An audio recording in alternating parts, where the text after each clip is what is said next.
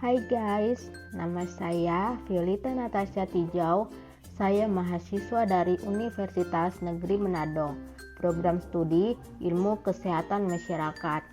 Pada kesempatan hari ini, saya akan menjelaskan tentang pemberdayaan masyarakat bidang kesehatan.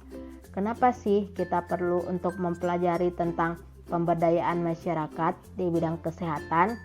Karena penguatan upaya kesehatan masyarakat dan juga pemberdayaan masyarakat mempunyai peran penting untuk meningkatkan derajat kesehatan masyarakat.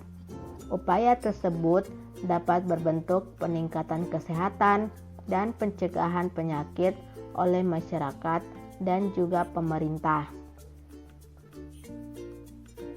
Hal-hal apa saja yang akan kita bahas? Yang pertama adalah pengertian pemberdayaan masyarakat bidang kesehatan. Kedua, prinsip-prinsip pemberdayaan masyarakat. Ketiga, jenis-jenis dari pemberdayaan masyarakat di bidang kesehatan. Dan yang terakhir, strategi pemberdayaan masyarakat di bidang kesehatan. Kita masuk dalam pengertian pemberdayaan masyarakat. Untuk pengertiannya, saya merujuk kepada WHO. Menurut WHO, pemberdayaan masyarakat dalam bidang kesehatan merupakan proses sosial, budaya, psikologis, dan politik melalui individu dan kelompok sosial, sehingga mampu mengekspresikan kebutuhan, menghadirkan kepedulian, menyusun strategi keikutsertaan dalam pengambilan keputusan, serta melakukan tindakan politik, sosial, dan budaya untuk memenuhi kebutuhan kesehatan. Kemudian, konsep pemberdayaan masyarakat bidang kesehatan. Berdasarkan tinjauan istilah, konsep pemberdayaan masyarakat mencakup pengertian community development atau pembangunan masyarakat dan community based development atau pembangunan yang bertumpu pada masyarakat. Dan tahap selanjutnya muncul istilah pembangunan yang digerakkan masyarakat. Gerakan pemberdayaan masyarakat merupakan suatu upaya dalam peningkatan kemampuan masyarakat guna mengangkat harkat hidup, martabat, dan derajat kesehatannya. Karakteristik pemberdayaan masyarakat. Yang pertama, community leader, yaitu tokoh atau pemimpin masyarakat dibagi menjadi dua, formal dan non-formal. Formal misalnya ketua RT atau RW, kepala adat. Non-formal seperti ustadz atau kepala adat. Kedua, community organization, yaitu organisasi masyarakat, misalnya PKK, Karang Taruna, Poskesdes. Ketiga, community fund, yaitu pendanaan masyarakat, misalnya dana sehat, tabulin. Keempat, community material, yaitu sarana masyarakat seperti ambulans. Kelima, community knowledge, yaitu pengetahuan masyarakat. Contohnya, lomba poster tentang kesehatan. Keenam, community teknologi, yaitu teknologi masyarakat. Misalnya tes yodium dengan cara masyarakat sendiri atau penyaringan air yang sederhana. Tujuan pemberdayaan masyarakat. Yang pertama, tumbuhnya kesadaran, pengetahuan, dan pemahaman akan kesehatan bagi individu, kelompok, dan masyarakat. Kedua, timbulnya kemauan atau kehendak ialah sebagai bentuk lanjutan dari kesadaran dan pemahaman terhadap objek, dalam hal ini kesehatan. Ketiga, timbulnya kemampuan masyarakat di bidang kesehatan telah mampu mewujudkan kemauan atau niat dalam bentuk tindakan. Dasar hukum. Yang pertama, ada Peraturan Menteri Kesehatan Nomor 8 Tahun 2019 tentang pemberdayaan masyarakat bidang kesehatan. Kedua, Peraturan Menteri Kesehatan Nomor 74 Tahun 2015 tentang upaya peningkatan kesehatan dan pencegahan penyakit. Ketiga, Peraturan Menteri Kesehatan Nomor 64 Tahun 2015 tentang organisasi dan tata kerja Kementerian Kesehatan. Keempat, Peraturan Presiden Nomor 72 Tahun 2012 tentang Sistem Kesehatan Nasional. Kelima, Undang-Undang Nomor 36 Tahun 2009 tentang Kesehatan.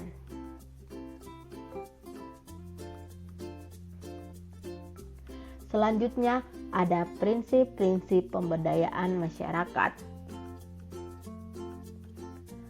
Ada 5 prinsip pemberdayaan masyarakat, yaitu pertama, menumbuh kembangkan potensial masyarakat. Potensi adalah kekuatan atau kemampuan yang masih terpendam. Potensi ini dapat dikelompokkan menjadi 2. Yang pertama, potensi sumber daya manusia dan potensi sumber daya alam. Kedua, mengembangkan gotong royong masyarakat.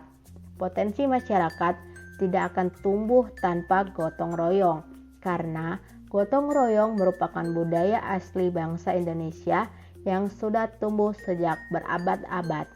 Pendekatan untuk gotong royong harus lewat tokoh masyarakat. Ketiga, menggali kontribusi masyarakat. Kontribusi bisa berbentuk tenaga, pemikiran, ide, dan dana. Keempat, menjalin kemitraan. Kemitraan adalah suatu jalinan kerja antara berbagai sektor pembangunan, baik pemerintah dan swasta. Yang terakhir, desentralisasi.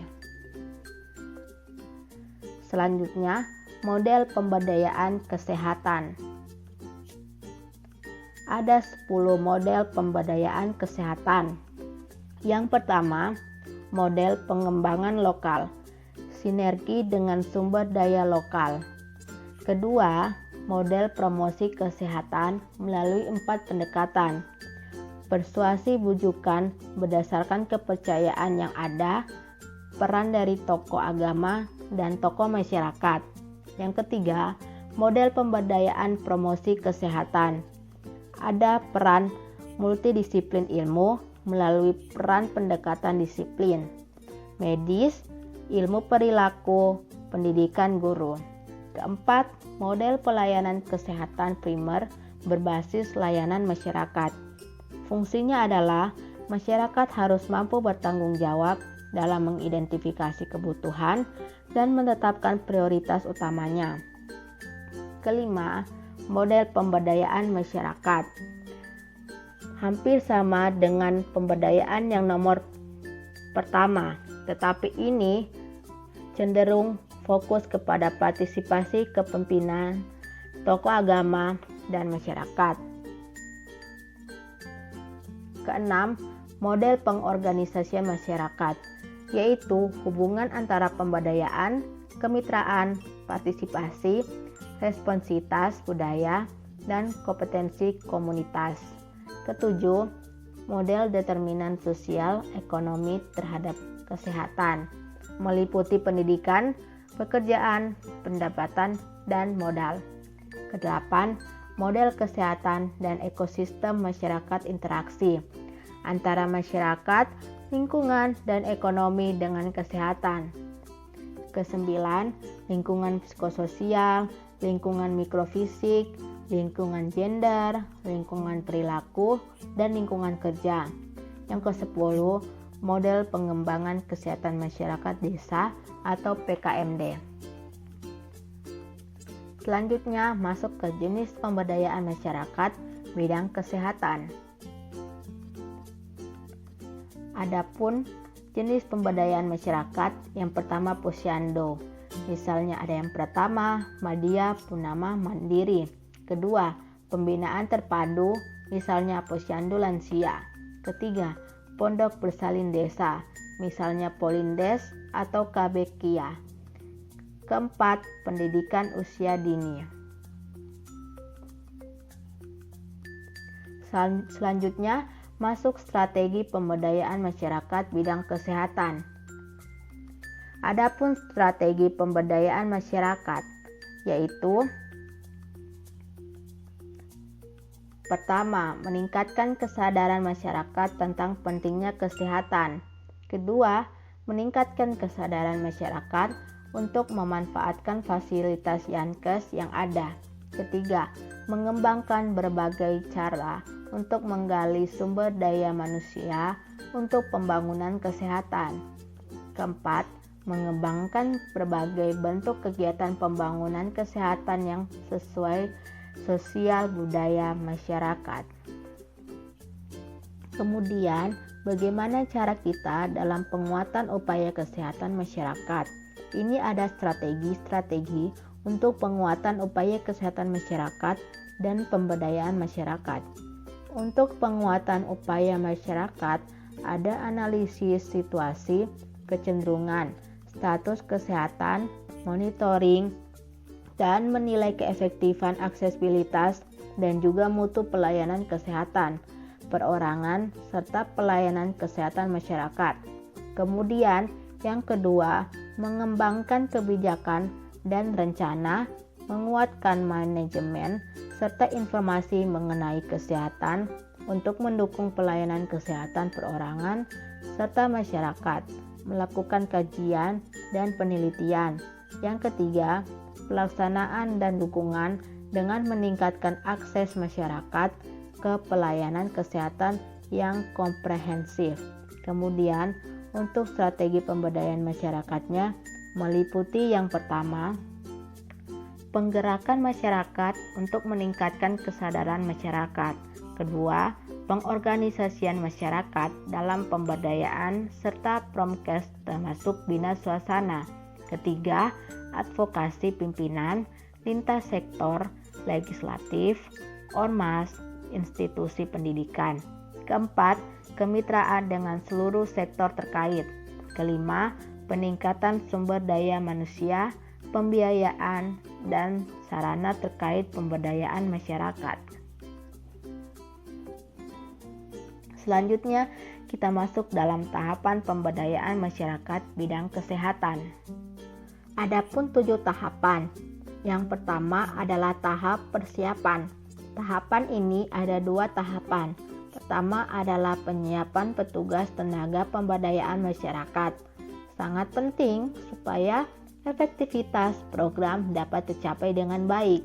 Kedua, penyajian lapangan yang pada dasarnya dilakukan secara non-direktif. Kemudian, tahapan kedua, tahapan pengkajian atau asesmen yang dilakukan secara individual melalui kelompok-kelompok yang ada dalam masyarakat. Petugas harus bisa mengidentifikasi masalah-masalah kebutuhan yang di sana. Ketiga, tahap perencanaan, alternatif program atau kegiatan. Petugas sebagai agen perubahan secara partisipatif mencoba melibatkan masyarakat untuk berpikir tentang masalah-masalah yang mereka hadapi dan bagaimana cara dalam mengatasi permasalahan tersebut. Kemudian tahap keempat adalah tahap performalisasi rencana aksi. Pada tahapan ini, agen perubahan itu membantu masing-masing kelompok untuk merumuskan dan menentukan program dan kegiatan apa yang mereka akan lakukan untuk mengatasi permasalahan yang ada, dan petugas membantu menformalisasikan gagasan mereka dalam bentuk tertulis, terutama dalam pembuatan proposal kepada penyandang dana. Sehingga penyandang dana paham terhadap tujuan dan juga sasaran dalam pemberdayaan masyarakat yang akan dilakukan, sehingga mereka mau memberikan sumbangan dana dalam proses kegiatan. Yang kelima, ada tahap implementasi program atau kegiatan. Implementasi ini jadi peran penting masyarakat sebagai kader diharapkan cepat menjaga keberlangsungan program yang telah dikembangkan dalam masyarakat tersebut. Jadi, kerjasama antar petugas dan masyarakat penting agar rencana tersebut berjalan dengan baik.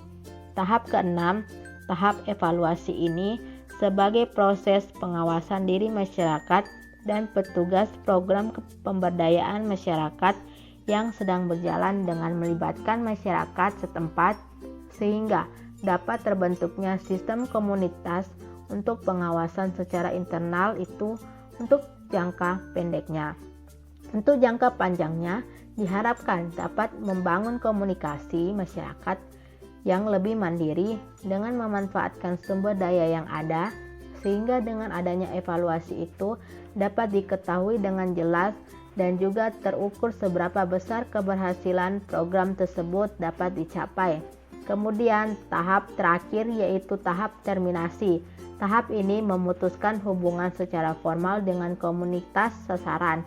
Artinya masyarakat yang diberdayakan telah mampu untuk mengatur dirinya sendiri untuk dapat hidup lebih baik dengan mengubah situasi sebelumnya yang kurang menjamin kelayakan hidup bagi dirinya dan juga keluarganya. Jadi, kunci dalam pemberdayaan masyarakat di bidang kesehatan yang paling utama adalah partisipasi. Karena dengan adanya partisipasi masyarakat, maka akan menumbuhkan kepercayaan diri dalam setiap individu, memperoleh keterampilan baru dan memberdayakan masyarakat tentunya dalam mewujudkan kesehatan secara bersama-sama. Selain itu, masyarakat juga akan terdidik dan lebih bisa bersatu padu serta mengidentifikasi dan memilih sumber daya yang ada. Baik, itulah yang dapat saya sampaikan pada kesempatan kali ini. Apabila ada kurang lebihnya, saya mohon maaf. Terima kasih.